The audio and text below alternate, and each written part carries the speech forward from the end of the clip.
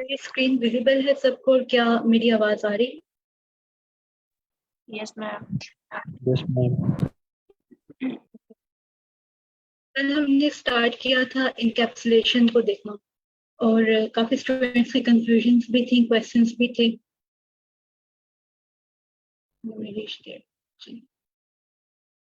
Participants में से आप लोग मुझे बताएं कि आपके नजदीक इनकैप्सुलेशन क्या है।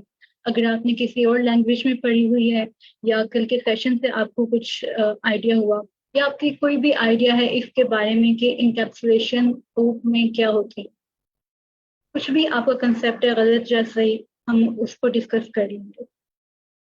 जी मैम आयशा। जी यस मैम। इनकैप्सुलेशन बेसिकली ये है कि इसमें हम जस्ट लाइक अ कैप्सूल और हम अपना डाटा इसके अंदर स्टोर करते हैं इन दैट सेंस के नोबडी कैन अप्रोच इट। और हम पता नहीं होता कि इसके अंदर क्या है, क्या फंक्शन चल रहा है, कुछ भी है। इसको हम जस्ट लाइक जैसे एक बॉक्स में बंद कर देते हैं, जस्ट लाइक दैट। तो उसके आगे फर्दर जो है प्रॉपर्टीज जो है वो गेटर और सेटर है और डिलीटिंग मेथड है। तो गेटिंग में जब हम करते हैं कि कुछ अगर हमने कोई वैल्यू गेट करनी है, कोई हमने क्लास बनाई हुई है उसमें से हमने कोई वैल्यू लेनी है तो हम गेटर मेथड यूज करेंगे। और अगर उसको अगर चेंज करना है कोई वैल्यू को, कुछ भी उसमें चेंजिंग के जो गिवन है उसको चेंज करना है तो फिर हम सेटर मेथड यूज करेंगे। और सपोज अगर हमें कोई चीज डिलीट करनी है या हमारे पास इतना ट्रैश पड़ा हुआ है, हमने ट्रैश को डिलीट करना है या वट एवर इस तरह का, तो फिर उसके लिए हम डिलीटिंग मेथड यूज करते हैं encapsulation method. Is it? जी बिल्कुल, बिल्कुल सही मैम। इसके अलावा कोई और अपने व्यूज शेयर करना चाहता हूँ?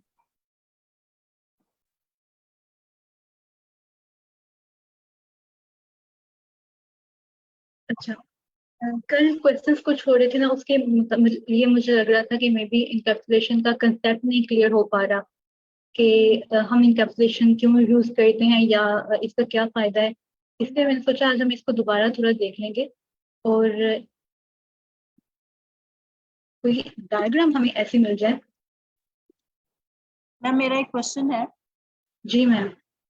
मैम मैंने अब ना वो किया था एक इंडिविजुअली तो किया था, गेटर और सेटर मेथड इंडिविजुअली किए, वो उनमें तो मुझे कोई प्रॉब्लम नहीं आ रही। लेकिन जब मैंने ओके। डिलीटिंग मेथड साथ यूज किया ना तो मुझे थोड़ा सा उसमें हो रहा था। तो वो मैंने अभी अभी क्वेश्चन डाला है स्लैक पे। काइंडली जब आप मतलब हो सके तो वो उसको एक दफा देख लीजिएगा कि क्या उसको ऐसे ठीक ही है। करना है डिलीटिंग मेथड के साथ। ओके मैम, अगर आज मीटिंग के एंड पे हम लोग डिस्कस करने का टाइम हुआ तो कर लेंगे, वरना फिर स्लैक में ही हम उसको डिस्कस करेंगे। Okay ma'am. ओके। बिल्कुल ऐसे ही इनकैप्सुलेशन में क्या है कि हमने कोई एक कैप्सूल के अंदर सब कुछ हमने इकट्ठा कर दिया। वेरिएबल्स हैं, मेथड्स हैं, कुछ भी हैं और उनको बंद कर दिया एक कैप्सूल के अंदर।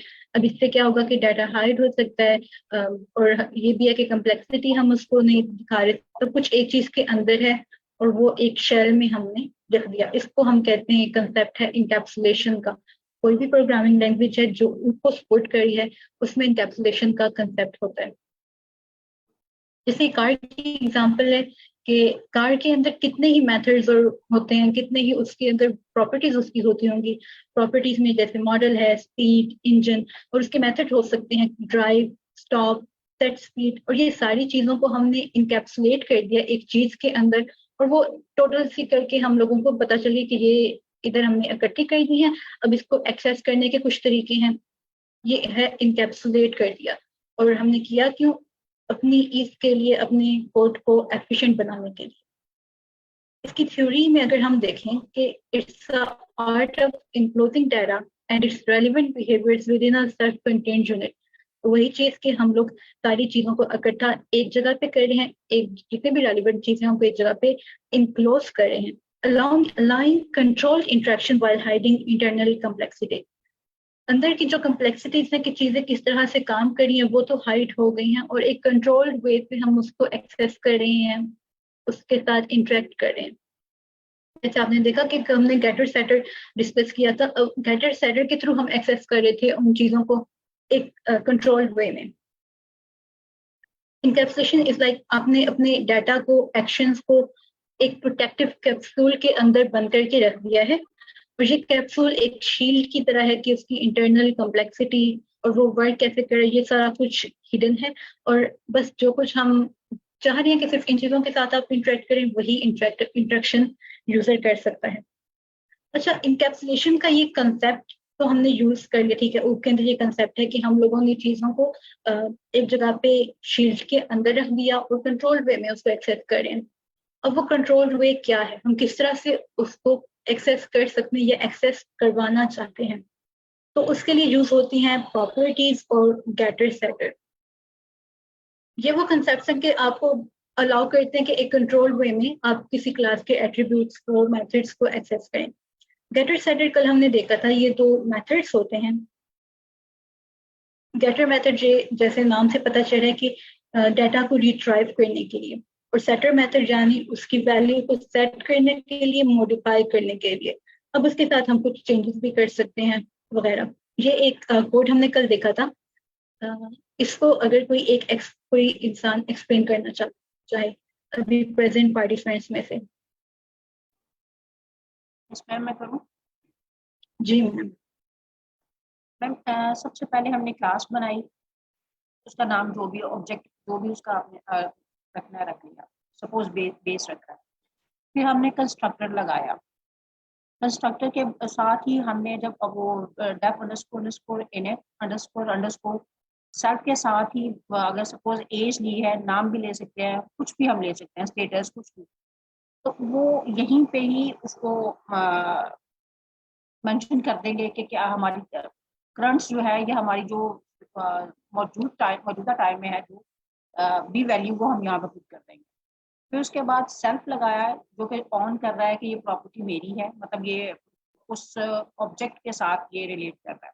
और फिर उसी तरह से जिस तरह से हमने पीछे मेथड किया कि age is equal to as.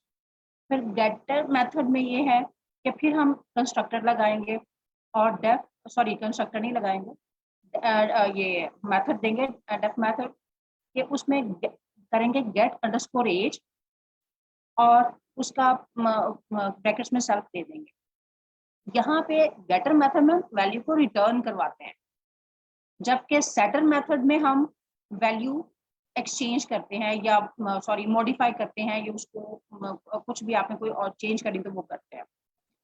अब उसमें रिटर्न में हमने क्या किया, सेल्फ डॉट अंडरस्कोर एज, हमने एज को रिटर्न करवाया।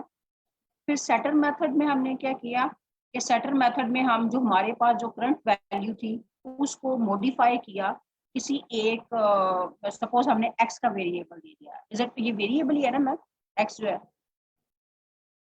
जी मैम बिल्कुल। हाँ जी, ये वैल्यू उधर तक पहुंचाने के लिए। हाँ जी, वो अब ये है कि एक्स के जो है वो उसको स्पेसिफाई करेगा, वो जो हम न्यू वैल्यू देंगे वो प्रीवियस वैल्यू की जगह ये एक्स लेगा। फिर उसके बाद हम उसका नीचे लेके आएंगे कि जो भी उसका नाम है Ali is equal to base और वो ब्रैकेट्स लगा के फिर उसको हम आगे उसका जो रिजल्ट आउटपुट उसकी जो लेंगे वो Ali dot set underscore age, और वो हम दे देते हैं एज दी जो हमें रिक्वायर्ड है, जो हम चेंज ला रहे हैं वो वहाँ पे एज दे दी, या जो भी स्टेटस है हमारा वो हमने वो दे दिया। और उसके बाद हम रिट्रीव करते हैं आगे और फिर प्रिंट का फंक्शन लगा के तो हमें वो वैल्यू मिल जाती है जो कि हमें रिक्वायर्ड है। जी बिल्कुल, thank you so much ma'am. जैसे मैम ने बताया कि हमने यहाँ पे एक गेटर मेथड था जिसका मतलब था कि इस डाटा को रिटर्न करवाना है, हमने इस मेथड से गेट एज से करवा दिया उस डाटा को रिटर्न। उसके बाद एक सेटर मेथड हमने यूज किया सेट के नाम से। अच्छा, यहाँ पे हमने इसको नाम दिया है गेट अंडरस्कोर एज। ये कन्वेंशन है और हम लोग ट्राई करते हैं हम कन्वेंशन को ही फॉलो करें ताकि कम्प्लेक्सिटी ना इंक्रीज हो। हम गेटर मेथड यूज करने से पहले गेट यूज करते हैं अंडरस्कोर जिस एट्रीब्यूट पे या जिस वेरिएबल पे ये मेथड अप्लाई करना चाह रहे हैं, और फिर उसके बाद सेट मेथड है जिसका मतलब है कि उस वैल्यू को हमने मॉडिफाई करना है। आप ये चेक करें कि यहाँ पे प्रोटेक्टेड वेरिएबल है जिसको हम आगे इस पे काम कर रहे हैं और हम इसको डायरेक्ट एक्सेस नहीं करें। जैसे हमने एक्सेस क्लासिफायर्स में देखा था कि प्रोटेक्टेड वेरिएबल का मतलब है कि हम उसकी रिस्पेक्ट करेंगे आउट ऑफ द क्लास, हम उसको इस तरह से ना यूज करें जिस तरह हम पब्लिक मेंबर्स को यूज करते हैं। ओके, यहाँ पे जब हमने सेट एज 21 दी, तो इसको जब हम कॉल करेंगे तो हमारे पास एज सेट होगी, उसके बाद जब प्रिंट करेगा तो वो एज 21 शो करेगा।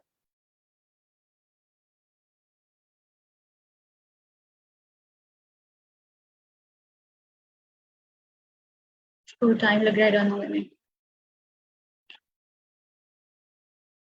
मैम एज उसे हम खुद देंगे ना, जो भी वैल्यू है कि ये चीज हमें चाहिए, जो रिक्वायर्ड है वो हम यहाँ पे खुद करेंगे तो फिर वो हमें आउटपुट देगा। हाँ जी, क्योंकि हमने सेटर मेथड में ना ओवर एक्स, हमने उसके लिए वैल्यू देनी है, जो वो एक्स की वैल्यू किसमें स्टोर करेगा, सेल्फ डॉट अंडरस्कोर एज में। अच्छा, अगर ये वाला प्रिंट एज हमारा होता, ये मेथड गेटर हम अप्लाई कर देते फॉर सेटर मेथड, फिर क्या होना था? मैडम फिर डिफॉल्ट वैल्यू। जी मैम। जी आप please।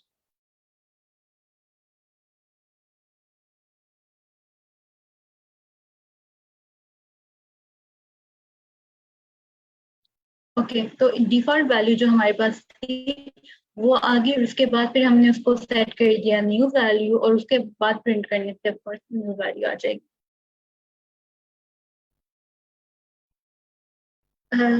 चैट बॉक्स में किसी का क्वेश्चन है कि गेटर सेटर का फायदा नहीं आज तक समझ आया। अच्छा, फिलहाल हम आप लोगों को सिखा रहे हैं सिंटेक्स कि एक्चुअली ये सिंटेक्स किस तरह से होता है। इसको हम जितना मर्जी कम्प्लेक्स करके यूज करते जाए होता जाता है। इसलिए भी कुछ कंफ्यूजन होती है कि इतना सिंपल हमने यूज करना तो ये नॉर्मली वो मेथड से भी हो जाएगा। आप ये चेक कर लेंगे, जिस तरह एक एग्जांपल थी यहाँ पे कार की, अब हर चीज उसकी इनकैप्सुलेट होती है इस इंजन के अंदर, तो क्या हम डायरेक्ट इंजन के थ्रू कार को ड्राइव करते हैं, हम उसकी वैल्यू सेट करते हैं, ये स्पीड होगी, ये उसका एक्सेलरेटर वगैरह? नहीं, उसको एक्सेस करने के मेथड्स डिफरेंट होते हैं, जिसका मतलब ये है कि उसकी एक्चुअल जो इम्प्लीमेंटेशन है उसको हाइड किया हुआ है, एक्सेस हम कहीं और से कर रहे हैं और एक कंट्रोल्ड वे में कर रहे हैं, हर चीज को नहीं हम एक्सेस करें। तो यूं समझ लें कि ये जो स्टीयरिंग और यहाँ पे ब्रेक्स वगैरह इस ड्राइविंग सीट के साथ हैं, ये गेटर सेटर मेथड्स हैं आपके, या ये उन गेटर सेटर मेथड्स को बता रहे हैं।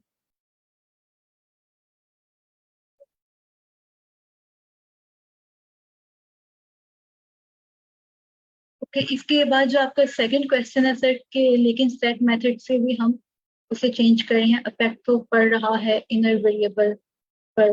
जी बिल्कुल पड़ रहा है इफेक्ट, हम लोग अफेक्ट कर रहे हैं उसको इसलिए पड़ रहा है। बात सिर्फ ये है कि डायरेक्ट हमने उसको नहीं छेड़ा, सेटर मेथड से हमने काम किया।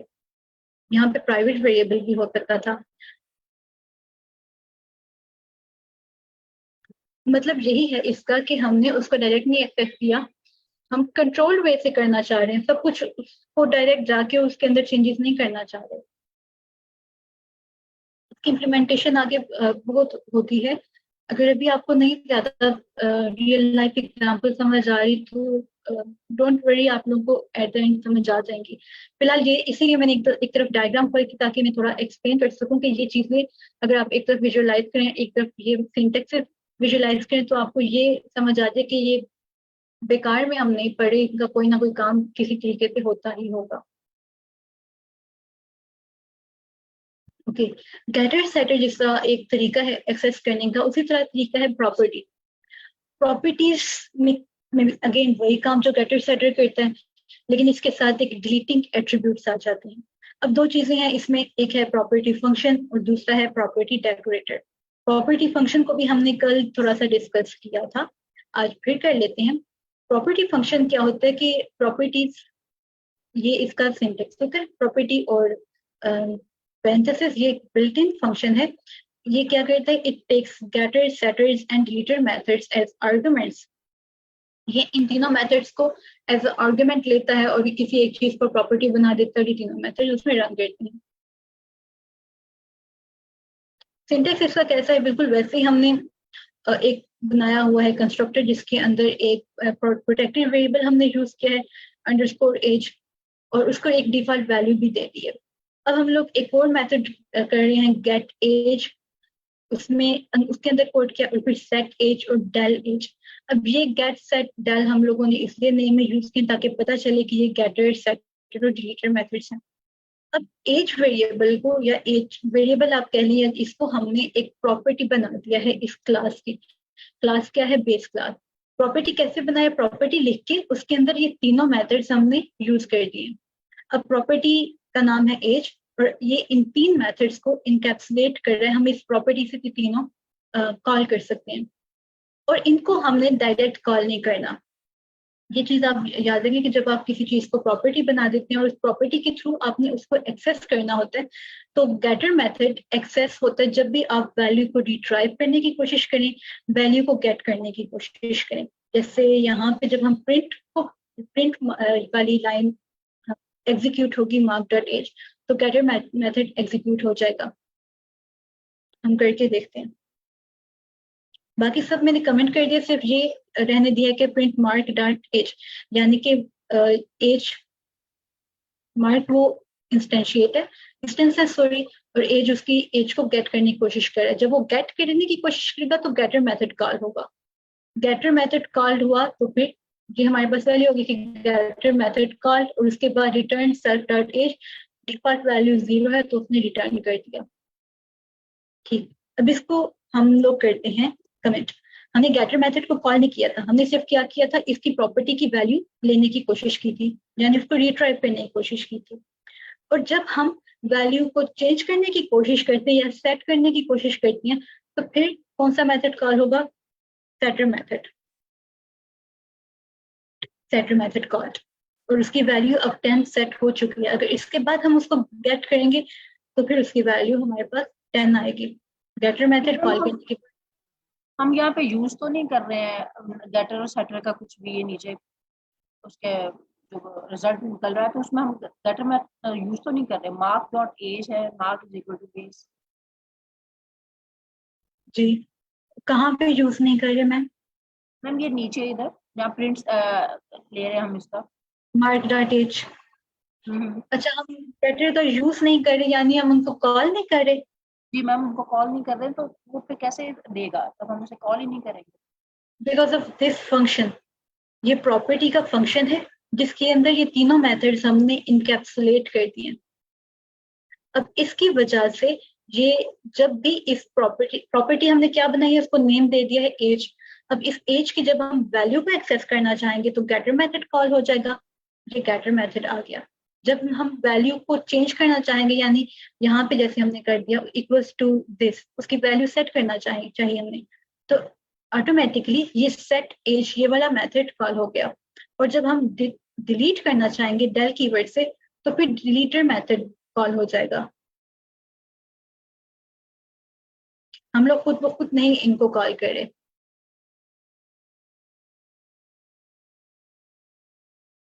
ओके सर, आपको क्वेश्चन है कि एज को दोबारा सेट करने के लिए पहले डेल करना, नहीं, हम लोग सिर्फ इसको डायरेक्टली सेट कर सकते हैं। डेल करेंगे तो वो डिलीट हो जाएगा, प्रिंट करने पे फिर एरर देगा कि ये नहीं। जैसे अब अभी हम लोग अगर इसको डेल वाला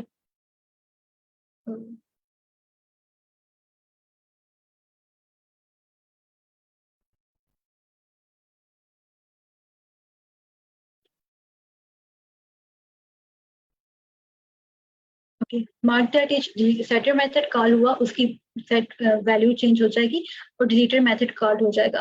डिलीटर मेथड में हमने दो चीजें लिखी थी कि एक तो प्रिंट कर दो डिलीटर मेथड कॉल और दूसरा डिलीट कर दें ये एट्रीब्यूट। इसके बाद जब हम इसको प्रिंट करने की कोशिश यानी रिट्राइव करने की कोशिश करेंगे, तो फिर हमारे पास एट्रीब्यूट एरर आया है कि बेस ऑब्जेक्ट है नो एट्रीब्यूट एज, बिकॉज वो डिलीट हो चुका है। मेरी वॉइस नहीं आ रही क्या? मैम क्लियर है। सर अगर डेल के बाद तो ये डिलीट हो चुका है ना, फिर दोबारा सेट हम कैसे करेंगे? जैसे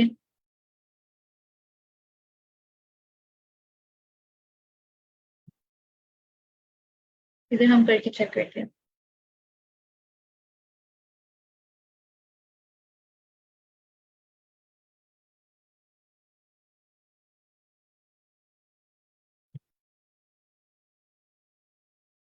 ये सेट हो गई है वैल्यू। डिलीट के बाद भी अगर हम उसको वैल्यू देना चाहें तो वो सेट हो रही है वैल्यू। और अगर ये सेटर हम यूज ना करते तो उसको न्यू वैल्यू नहीं मिलनी थी और वो डिलीटेड था।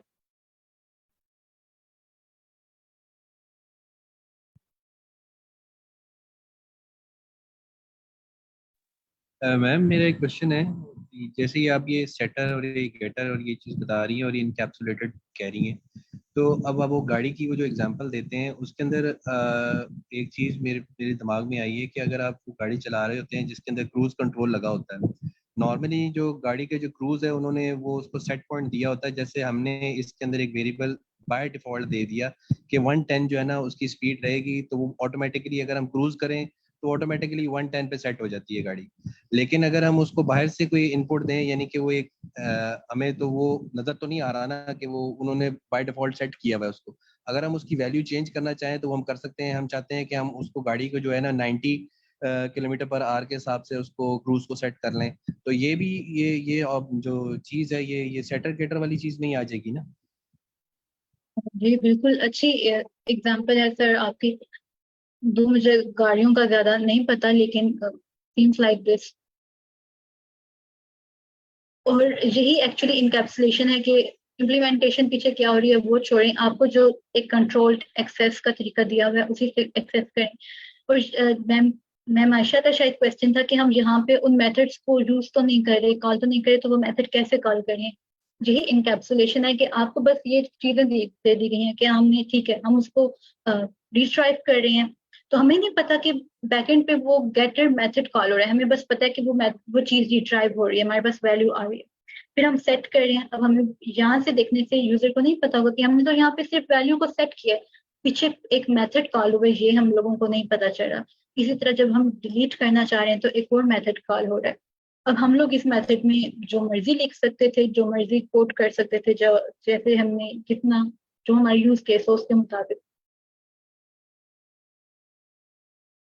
और ये मेरे ख्याल से गेटर सेटर से थोड़ा इस तरह से गेटर सेटर को यूज करने की बजाय ये प्रॉपर्टी के थ्रू थोड़ा बेटर है, ये दिखने में अच्छा लगता है और इसकी समझ अच्छी आती है, मेरे ख्याल से कोड सिंपल हो जाता है। ओके, एक लास्ट थिंग इसमें है टॉपिक में, प्रॉपर्टी डेकोरेटर।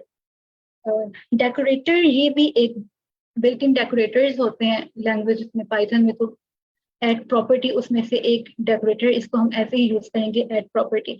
इसका भी काम बिल्कुल वैसा ही है जैसे हम ऊपर करते आ रहे हैं, जैसे गेटर सेटर और प्रॉपर्टी फंक्शन का काम था, इसका भी वही काम है। तो इसका अगेन सिंटेक्स चेंज होगा। ये थर्ड वे है एक ही चीज को करने की। सेम उसी क्लास को हम लेके चल रहे हैं, उसी सिनेरियो को लेके चल रहे हैं। एक कंस्ट्रक्टर है जिसके अंदर हमने प्रोटेक्टेड वेरिएबल दिया हुआ है। अब हम एक प्रॉपर्टी डेकोरेटर को यूज करें ऐड प्रॉपर्टी के थ्रू।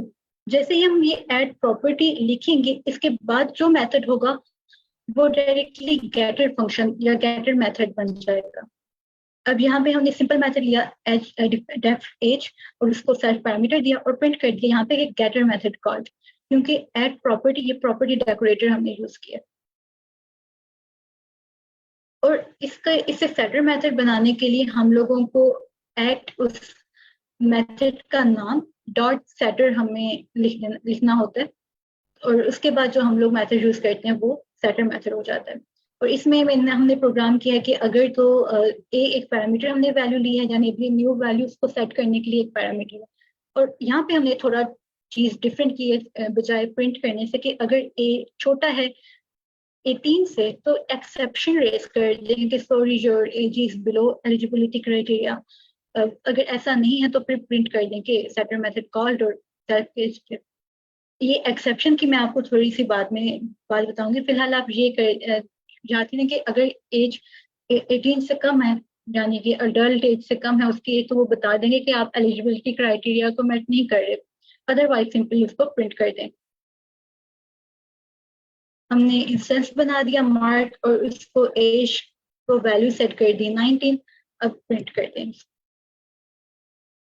जब हमने यहाँ पे वैल्यू सेट की है Mark dot age is equal to 19, तो सेटर मेथड कॉल हुए। और सेटर मेथड हमने कैसे यूज किया है, इसी प्रॉपर्टी डेकोरेटर से डॉट सेटर हमने इसके साथ यूज करना है और वो प्रॉपर एट्रीब्यूट का नाम। तो सेटर मेथड कॉल हुए, इफ की कंडीशन ट्रू नहीं है क्योंकि 1918 से ज्यादा है तो ठीक है, बस उसने प्रिंट कर दिया कि सेटर मेथड कॉल, और उसके बाद सेल्फ एज, ये वाली एज उसने दे दी। यहाँ पे ए में जो वैल्यू आई थी वो उसने दे दी सेल्फ एज में, तो अब सेल्फ एज की वैल्यू क्या होगी 19। तो जब हम उसके बाद प्रिंट करेंगे तो गेटर मेथड कॉल होगा, रिट्राइव करना चाह रहे हैं हम, और वैल्यू वो प्रिंट कर देगा, क्योंकि गेटर मेथड जब हमने कॉल किया यहाँ पे तो उसमें उन्होंने दिया हुआ कि पहले प्रिंट कर दें कि गेटर मेथड कॉल हुआ, उसके बाद रिटर्न कर दें सेल्फ डॉट एज जिसकी वैल्यू हमने सेट की थी 19। और अगर हम यहाँ पे दे देते हैं 10, तो फिर उसमें एक एरर, जैसे एरर रेज होता है बिल्कुल वैसे ये एक्सेप्शन होती है। अब ये हमारी मर्जी से है कि हम उसको बताएं कि आपने जो काम किया गलत किया, और क्या काम गलत किया है वो आपको एक्सेप्शन में आके बता देगा। बिल्कुल जैसे हमें एरर्स में बताते हैं ना कि आपने कुछ गलत किया है और ये है वो चीज जो आपने गलत की है, ये एट्रीब्यूट एरर है या कौन सा एरर है, इसी तरह हमने एक अपनी टाइप डिफाइन कर दी कि your age is below eligibility criteria, that is an exception. ये 3 तरीके थे सेम काम करने के लिए, गेटर सेटर, प्रॉपर्टी फंक्शन और प्रॉपर्टी डेकोरेटर। इसमें अगर किसी का कोई क्वेश्चन है तो वो पूछे, फिर हम नेक्स्ट टॉपिक पे मूव करते हैं। मैम इसके अंदर एक तो आपने ये प्रोटेक्टेड वेरिएबल इस्तेमाल किया है, और आप वेरिएबल जो है, एक चीज़ सवाल ये है कि आप वो सेल्फ के साथ वेरिएबल नहीं लिखते, तो उससे कोई मसला नहीं है, आप वेरिएबल को उसके अंदर कंस्ट्रक्टर के नीचे भी डिफाइन कर सकते हैं। और एक सवाल ये है, दूसरा सवाल ये है कि ये आपने अभी जो प्रोटेक्टेड वेरिएबल इस्तेमाल किए, तो क्या हम यहाँ पे प्राइवेट वेरिएबल भी इस्तेमाल करके ये गेटर सेटर कर सकते हैं, अगर वो इम्प्लीमेंट करके दिखा दें तो?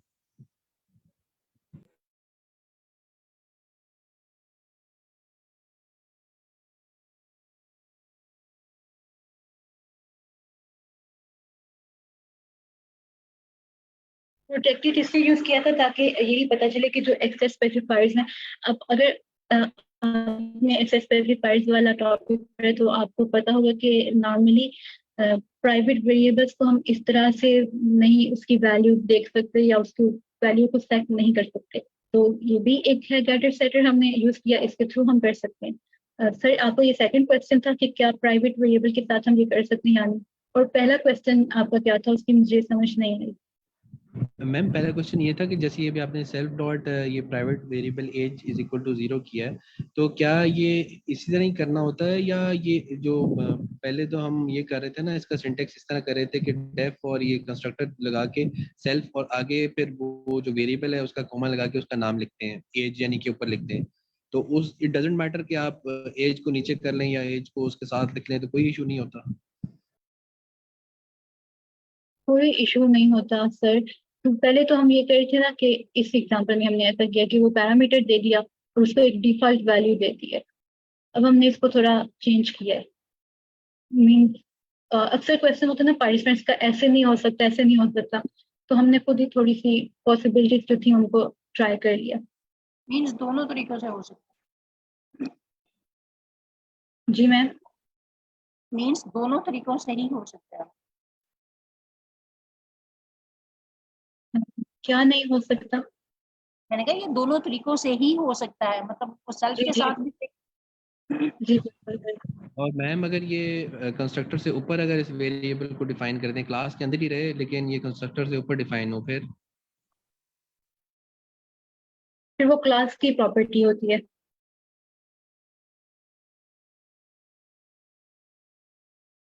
जैसे हम यहाँ पे एक वेरिएबल ले लेते हैं कलर।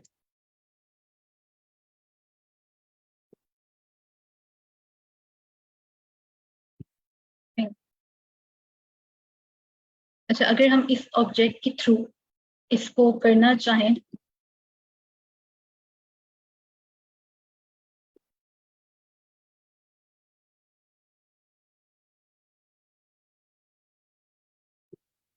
अब आप मुझे बताएं कि क्या वो इसको प्रिंट करेगा या नहीं। बेशक वो क्लास की प्रॉपर्टी है लेकिन एक प्राइवेट प्रॉपर्टी है जिसको हम यहाँ पे कॉल करें।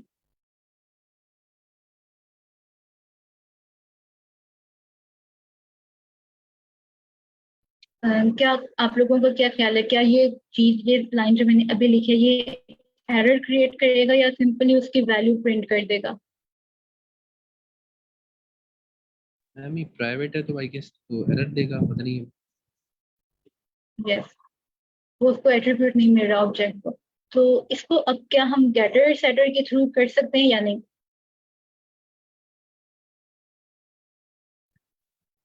मैम यही तो मेरा सवाल है।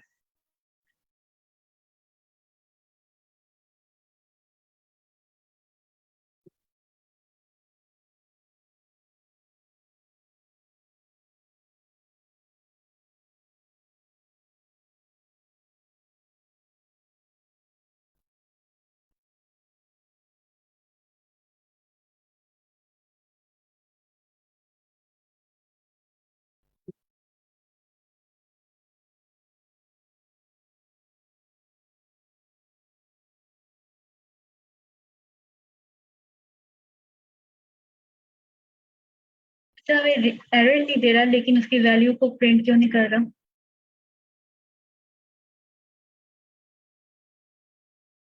हालांकि यहाँ पे मैंने प्रिंट लिखा है।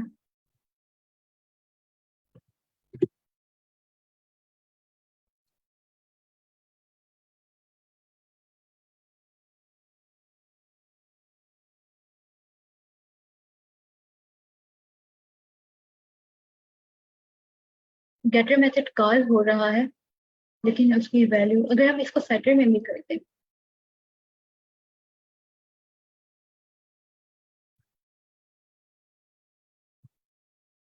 मैम आई गेस इसके अंदर हमारे पास ये हो रहा है कि जहाँ पर ये हम आपने लिखा है प्रिंट, उससे ऊपर ही रिटर्न का कीवर्ड है, तो हमारा जो फंक्शन है वो वहीं से रिटर्न हो रहा है, वो प्रिंट वाली स्टेटमेंट तक पहुंच ही नहीं रहा हमारे पास। तो इसको रिटर्न से पहले लिख के देखें एक दफा।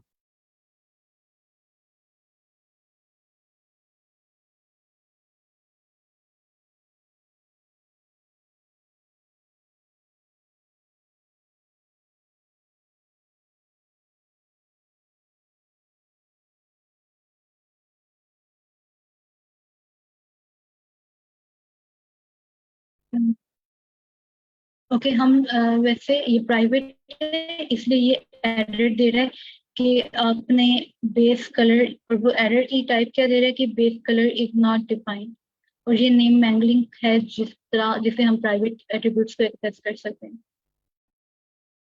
सर अहमद, वैसे ये नाम मेरे कंसेप्ट के मुताबिक तो यहाँ पे प्रिंट हो जाना चाहिए था, क्योंकि हम क्लास के अंदर ही उसको प्रिंट करने की बात कर रहे थे, वो भी गेटर मेथड में।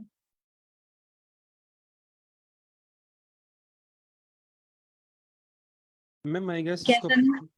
आई गेस इसको प्रिंट तो होना चाहिए था, लेकिन ये प्राइवेट ही है ना हमारे पास, तो इसको प्रिंट होना चाहिए था। हम class within the class, private जो होता है उसका scope within the class ही होता है, तो हमारे पास इसको प्रिंट होना चाहिए था। लेकिन आई डोंट नो कि ये किस वजह से एरर दे रहा है हमारे पास।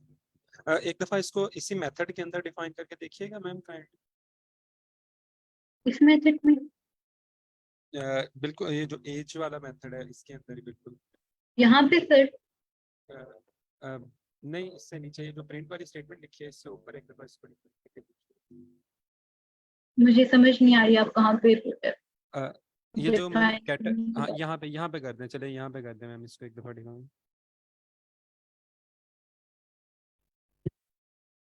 कुछ इस तरह से कर दूं? इस तरह से कर फिर दें। इसको पैरामीटर्स में भी देना पड़ेगा? हाँ,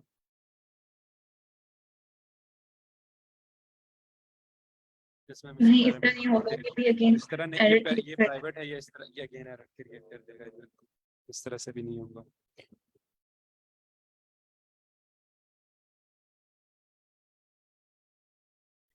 बेसिकली मैम फिर आई गेस यही है इसका कि हम जो गेटर सेटर की मदद से जस्ट जो हमारे प्रोटेक्टेड हैं उनकी वैल्यू जो है वो अपडेट कर सकते हैं, जो प्राइवेट हैं हमारे पास हम उनकी वैल्यू को अपडेट नहीं कर सकते एक्चुअली गेटर सेटर। हमने पहले सर प्राइवेट इसको को तो आपने की है देखा अपडेट, है। ये मैम ने की है। प्राइवेट को हमने यहाँ पे करके देखा था, इधर ही इसी में शायद करके देखा था। इस एज को हमने प्राइवेट बनाया था और उसको गेटर सेटर से करके देखा था, हो गया था। लेकिन बात यह है कि अब ये बन चुका है क्लास प्रॉपर्टी या क्लास एट्रीब्यूट, यानी इसको हमने किसी भी मेथड के अंदर डिफाइन नहीं किया।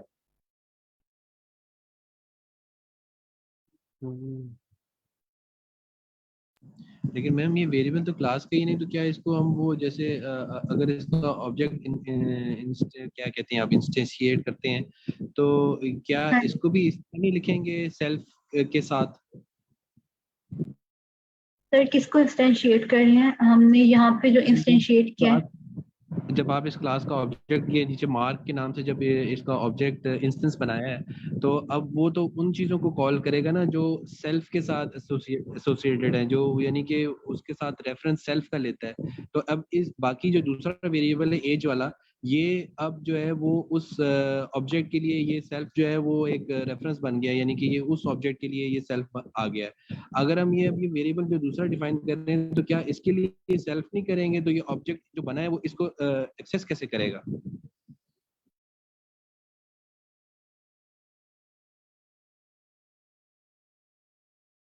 लेकिन ऑब्जेक्ट मेरे ख्याल से एक्सेस हो जाता है जब प्रॉपर्टीज को भी, ये हमने ऊपर देखा होगा।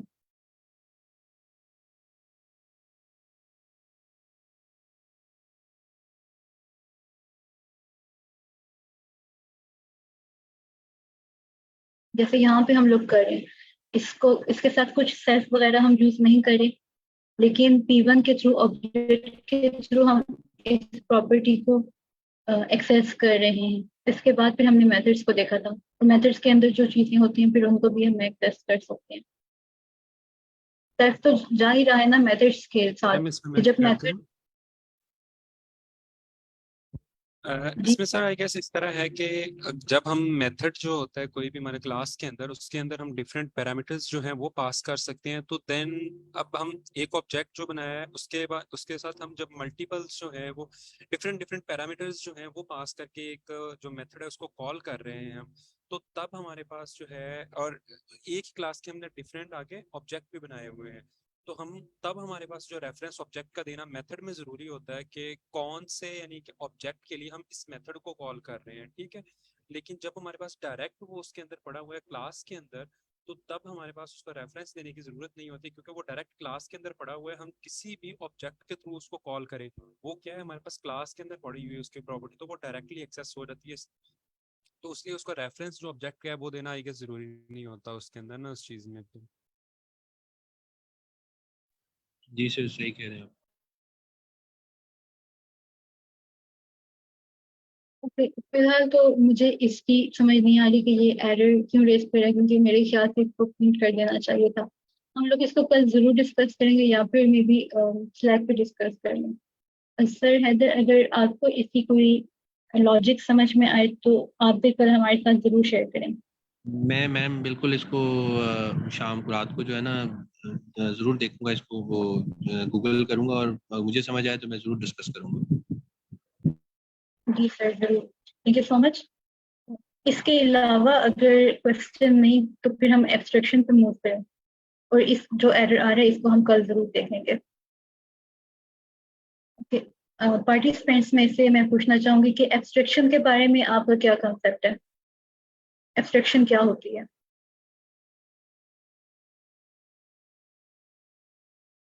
अच्छा, वैसे एब्स्ट्रैक्शन की जब हम बात करते हैं ना इंग्लिश में ही, इसके मीनिंग से क्या मतलब पता चलता है कि किसी चीज को हम एब्स्ट्रैक्ट कर रहे हैं? प्रोग्रामिंग में ये क्या चीज हो सकती है? कोई रैंडम गैस? कोई गैस नहीं है, इट्स ओके। एब्स्ट्रैक्शन भी, हाँ, इसलिए हमने इंटरप्रिटेशन के साथ डिस्कस करना चाहिए कि हम इस दोनों को इकट्ठे लेके चलते हैं, दोनों कलेक्टिवली काम करते हैं। एब्स्ट्रैक्शन का भी मतलब है कि कॉम्प्लेक्स रियलिटी को सिंप्लीफाई कर दो, चीजों को एब्स्ट्रैक्ट बना के देखो। जो अनएसेंशियल या फिर कम्प्लेक्स चीजें हैं, जो कम्प्लेक्स डिटेल्स हैं, उनको हाइड करके सिर्फ जो बेसिक चीजें ना, एसेंशियल एक्सेप्ट, उन पे फोकस करें। फॉर एग्जांपल है स्मार्टफोन की, जब आपने एक स्मार्टफोन यूज कर रहे होते हैं तो आप उसकी इंटरफेस के साथ को देख रहे होते हैं और वहां से आप फंक्शनैलिटी देख रहे होते हैं। आपको नहीं पता कि पीछे क्या क्या हो रहा है, और ना ही आपको उनकी डिटेल्स में जाने की जरूरत होती है कि अगर हम मैसेज सेंड कर रहे हैं तो इसके पीछे कौन से एल्गोरिदम्स हैं जो मैसेज को एक जगह से दूसरी जगह पहुंचाते हैं। आपको बस इतना पता होना चाहिए कि ये फीचर्स हैं, या ये मैं क्लिक करूंगा तो मैसेज सेंड हो जाएगा, इसको प्रेस करूंगा तो वॉइस मैसेज है या वीडियो मैसेज है। तो ये एब्स्ट्रैक्शन होती है। और एब्स्ट्रैक्शन, चीजों को एब्स्ट्रैक्ट करने के लिए ही हम इनकैप्सुलेशन यूज करते हैं। एब्स्ट्रैक्शन के गोल्स को अचीव करने के लिए हम इनकैप्सुलेशन का सहारा लेते हैं। इनकैप्सुलेशन में ये होता है कि चीजों को इकट्ठा कर दिया एक जगह कैप्सूल के अंदर, और उसको एक्सेस कर रहे हैं हम बाहर से एक कंट्रोल्ड वे में। और फिर इनकैप्सुलेशन के गोल्स को अचीव करने के लिए हमारे पास डिफरेंट मेथड्स होते हैं। हमारे एक्सेस स्पेसिफायर्स हैं, गेटर सेटर्स हैं, और ये सारे कंसेप्ट, जब ये सारा कुछ एक दूसरे के साथ रिलेट कर रहा है और एक के गोल को अचीव करने के लिए हम दूसरी चीज यूज कर रहे हैं। जी बिल्कुल सर, आपने जो एब्स्ट्रैक्शन की डेफिनेशन दी है वो ठीक है। ओके, इधर ही मैंने कुछ चीजें, अगर एब्स्ट्रैक्शन की आपको एक पिक्चर दिखा दूं बाढ़ की, तो वो भी बेहतर होगी।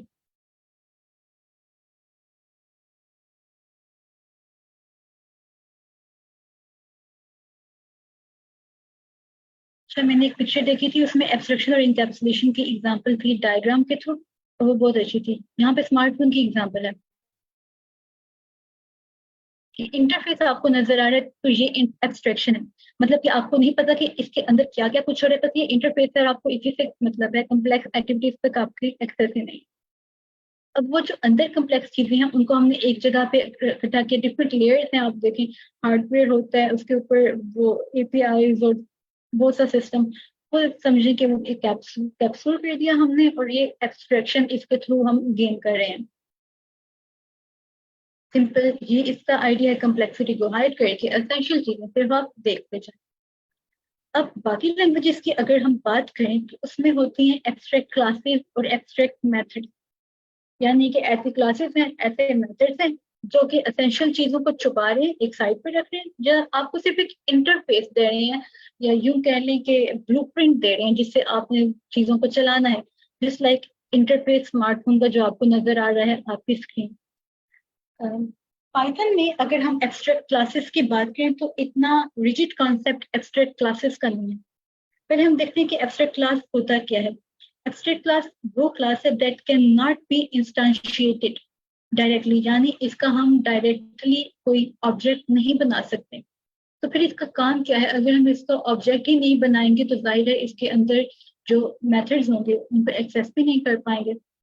तो इसका काम ये है कि ये ब्लूप्रिंट के लिए यूज कर होता है, दूसरी क्लासेस के लिए हमने एक ढांचा सा बना दिया जो ब्लूप्रिंट है।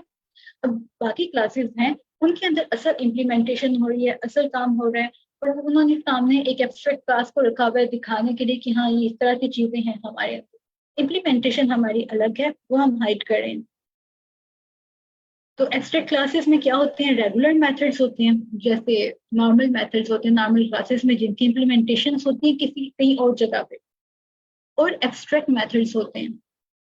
अच्छा, एब्स्ट्रैक्ट मेथड्स वो मेथड्स हैं कि that are declared in the abstract class, और उनके अंदर कोई कोड नहीं होता, सिर्फ हम पास स्टेटमेंट यूज कर देते हैं, यानी वैल्यू को पास कर दो, अंदर कुछ भी कोड नहीं है।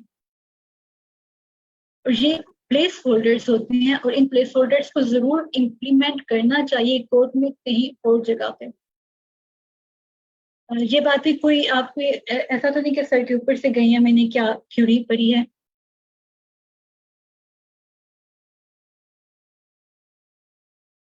किसी किसी को भी समझ आई इस सारी कहानी की कि एब्स्ट्रैक्ट क्लास होता क्या है?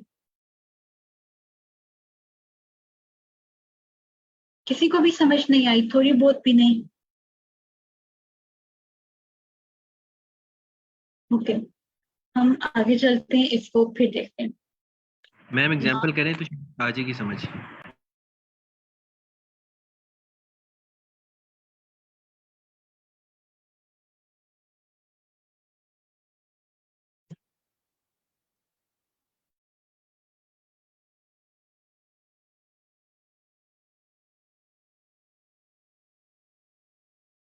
ऐसे एग्जांपल भी मेरे ये एग्जांपल देख लें। फॉर एग्जांपल ये देखें कि हमारे पास डिफरेंट टाइप्स ऑफ व्हीकल्स हैं, स्पोर्ट्स कार है, बॉक्स ट्रक है और पता नहीं क्या क्या है। और ये एक हमने इसका ब्लूप्रिंट बना दिया है या सिंपल सा मॉडल बना दिया व्हीकल के नाम का। यूं समझ लें कि ये जो मॉडल है ना, ये एक एब्स्ट्रैक्ट क्लास है। और ये हमने यूजर को या दिखा दिया, अपने सामने के लिए दिखा दी कि ये देखिए व्हीकल होगा, उसकी इस तरह से इंफ्रास्ट्रक्चर होगा कि उसमें 4 टायर्स होंगे, 2 फ्रंट टायर्स हैं, 2 रियर टायर्स हैं। अच्छा, उसको ड्राइव कर सकते हैं हम, और उसमें मे बी कुछ कैरी करने के लिए स्पेस हो, पैसेंजर्स को कैरी कर सके या किसी चीज को कैरी कर सके। ये हमने एक मॉडल बना दिया। अब सारी चीजें इसके अंदर से इम्प्लीमेंटेशन हमने हाइड कर दी है। अभी हमें पता है कि ये हमारा मॉडल है, इसको हमने कह तो दिया कि हाँ ये ड्राइव कर सकेगा। अब ये किधर ड्राइव करेगा, कैसे ड्राइव करेगा, इसकी सारी डिटेल्स हम लोग बना देंगे सब क्लासेस में जहाँ पे इसको इम्प्लीमेंट होना है। फर्स्ट करें ये ट्रक, कार और ये पता नहीं ये सारी कार्स, ये इसकी सब क्लासेस हैं। अब इनके अंदर पूरी पूरी इम्प्लीमेंटेशन हैं। ये ड्राइव कर सकती है, यहाँ पे एक एब्स्ट्रैक्ट मेथड था ड्राइव करने का कि हाँ ये कार है, ये ड्राइव करेगी, और नीचे कोड है पास, पर जस्ट पास करो इसको। सिर्फ ये एक ब्लूप्रिंट है, सिर्फ आइडिया है कि ये कार ऐसा करेगी। और उस मेथड को यहाँ पे इम्प्लीमेंट किया गया कि ये ड्राइव करेगी, कैसे ड्राइव करेगी, पूरा कोड है यहाँ पे कि इसको स्पीड मिलेगी, सॉरी एक्सीलरेटर होगा, ये होगा वो होगा। इसकी कुछ प्रॉपर्टीज हैं। अब ये सारी प्रॉपर्टीज तो इन सब में सेम है ड्राइव करने की, तो वो हमने एब्स्ट्रैक्ट क्लास में ऐड कर दी। फिर इन चारों में क्या प्रॉपर्टी सेम है, कैरी करने की, पैसेंजर्स को कैरी करेंगे या कुछ आइटम्स को कैरी करेंगे, वो हमने प्रॉपर्टी यहाँ पे ऐड कर दी। अब कुछ प्रॉपर्टीज होंगी जो इन सब कार्स में इंडिविजुअल होंगी, जो इसकी प्रॉपर्टी इसमें मौजूद नहीं। अच्छा, जो प्रॉपर्टीज इनमें सेम है उनमें भी डिफरेंसेस हैं। स्पोर्ट्स कार में ये होगा कि इसकी स्पीड बाकी से ज्यादा हो सकेगी। जो ड्राइव करने की प्रॉपर्टी है उसमें इसमें इसकी स्पीड बाकी से ज्यादा है, यानी अपनी अपनी थोड़ी थोड़ी पर्सनलाइज चीजें हैं। तो ये एक जो मॉडल है या एक आइडिया है इस चीज का, ये जो ब्लैक में नजर आ रहा है, ये इसकी एब्स्ट्रैक्ट क्लास है। और इसमें जो आइडियाज दिए हुए हैं यानी जो मेथड्स दिए हुए हैं, वो इम्प्लीमेंट कहाँ पे हो रहे हैं, वो इनमें इम्प्लीमेंट हो रहे हैं सब क्लासेस में। अब थोड़ा आपको कंसेप्ट है कि एब्स्ट्रैक्ट क्लास सिर्फ यूं समझ लें कि एक ब्लूप्रिंट है चीजों का। मैम यानी कि ये भी वही बेसिकली एग्जांपल उसकी जो है पेरेंट और चाइल्ड वाले एग्जांपल्स ही हैं, यानी कि वही उसी चीज को हम फर्दर डिस्कस कर रहे जी हैं। बिल्कुल, हम इसमें उसी तरह से लेके चलेंगे आगे। जो जब हमने बॉक्स ट्रक को की क्लास डिफाइन करनी है ना, तो हम इसको इस व्हीकल की सब क्लास के तौर पे डिफाइन करेंगे। अच्छा, ये सिर्फ आइडिया था कि रेडिकल की एब्स्ट्रैक्ट क्लासेस क्या होती हैं, ये सारा काम होता है। और जो जो प्रोग्रामिंग लैंग्वेजेस जिनमें यूज हो रही है उसमें एब्स्ट्रैक्शन का कंसेप्ट तो है, यानी ये कंसेप्ट है कि हमने चीजों को का एक ब्लूप्रिंट सामने दे दिया, अंदर से फंक्शनैलिटी सारी कहीं और इम्प्लीमेंट हो रही है। उसी तरह जैसे स्क्रीन का टच स्क्रीन है आपके स्मार्टफोन की, उसको हमें पता है कि यहाँ पे टच करेंगे तो ये काम होगा। असल इम्प्लीमेंटेशन तो उसकी कहीं और हो रही है ना, उसमें जो भी चिप्स वगैरह हैं उसके ऊपर। तो ये सारा कंसेप्ट थ्योरेटिकल है। अब जब हम सिंटेक्स पे आते हैं, तो अगर आप में से किसी ने कोई और प्रोग्रामिंग लैंग्वेज पढ़ी है जैसे जावा या कोई और लैंग्वेज, तो एब्स्ट्रैक्ट क्लासेस को हम डिफाइन करते हैं जैसे हम नॉर्मल क्लास को डिफाइन करते हैं, बिल्कुल वैसे ही करते हैं। पाइथन में चीजें थोड़ी डिफरेंट होती हैं, क्योंकि पाइथन क्या है कि ये लैंग्वेज सिंपल होती है, बिगनर्स को इसलिए फ्रेंडली लगती है क्योंकि इसमें हर चीज को सिंपल से सिंपल करके बताया जा रहा है। तो इसमें कहते हैं कि ठीक है, अगर आपको एब्स्ट्रैक्शन की हमारे पास कोई ऐसा आइडिया कंसेप्ट नहीं है कि आप एब्स्ट्रैक्ट क्लासेस को डिफाइन करें, लेकिन अगर आप करना चाहते हैं तो आपके पास एक तरीका है, ये एक मॉड्यूल हमने बना दिया, आप इसको यूज करें। जस्ट लाइक वो हमने एक्सेस स्पेसिफायर्स देखे, प्रोटेक्टेड को हम पब्लिक की तरह ही यूज करें, लेकिन यह है कि हम उसकी रिस्पेक्ट करें थोड़ी। कि पाइथन कहता है कि मेरे डेवलपर्स यानी पाइथन डेवलपर्स इतने मच्योर तो हैं, उनको पता है कि किस चीज को किस तरह से इस्तेमाल करना है, वो इंडिपेंडेंट है अपने इस्तेमाल में। हाँ, कुछ कन्वेंशन हैं वो आप फॉलो अगर करना चाहें टीम वर्क्स में तो आप कर सकते हैं, इफेक्टिव कम्युनिकेशन के लिए, या कुछ रूल्स बना दिए, कन्वेंशन बना दिए उनको फॉलो करने के लिए। अच्छा, पाइथन में कंस्ट्रक्ट हमने एब्स्ट्रैक्ट क्लास बनाने के लिए मॉड्यूल यूज करना पड़ेगा। उसके लिए हम मॉड्यूल का नाम है एबीसी, स्मॉल एबीसी। हम कह रहे हैं कि फ्रॉम एबीसी, ये एक मॉड्यूल है, इंपोर्ट कर दी कैपिटल एबीसी, ये क्लास है, एब्स्ट्रैक्ट क्लास इसका एब्रिविएशन है। और क्या इंपोर्ट कर दी? Abstract method. ठीक, ये एक लाइन आपने याद कर लेनी है।